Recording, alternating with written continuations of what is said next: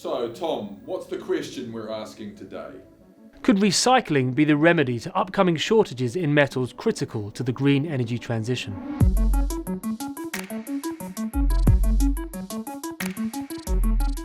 As we make the transition to green energy, all those wind turbines, electric car batteries and transmission lines are really going to need a lot of metals. We're talking about metals such as copper, nickel and lithium, and far more than is produced today. Take lithium. According to a 2023 report from the Energy Transitions Commission, by 2030 demand for the metal is expected to soar sixfold from current production levels. In fact, in a base case scenario, by 2030 lithium demand will be 30% higher than projected supply.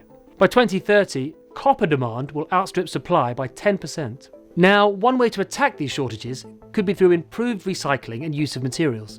For example, the Energy Transitions Commission report states that if we look at the predicted 30% supply shortage of lithium by 2030, with extensive recycling and using less lithium in future batteries, that 30% gap could narrow to just 10%. So that sounds great, but current recycling levels are pretty low. In the US, less than 5% of used lithium-ion batteries are recycled. Meanwhile, globally, only around 1% of the 15 elements that make up the rare earth metals group are recycled. One reason for this is that they are often used in small quantities that recyclers believe are too expensive to recover. The good news is, as the amount of recyclable material in the system grows, the more effective and significant recycling will become.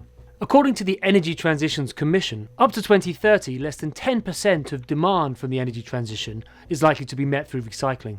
But by 2050, it's plausible that the majority of new demand from clean energy technologies could be met through recycling.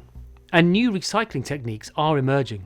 For example, researchers in France's atomic program have developed a process that can recover lithium, nickel, cobalt and graphite from the black mass that comes from crushing automobile electric battery cells. But key recycling policies and strategies are also needed.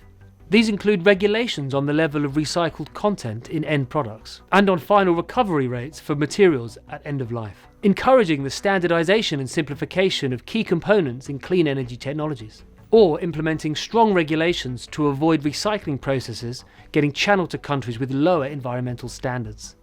Now, recycling regulations are being introduced. In Europe, the Critical Raw Materials Act has a target that 15% of demand in 2030 for certain metals be met by recycled supply.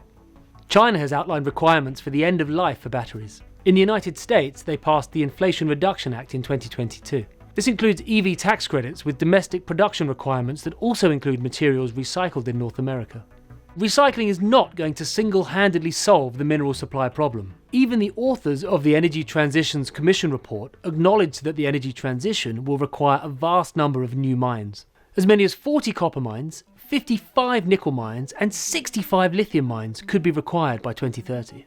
But with the right policies in place on the development of new recycling technologies and processes and the way we handle products through their entire life cycle, it could make a significant difference.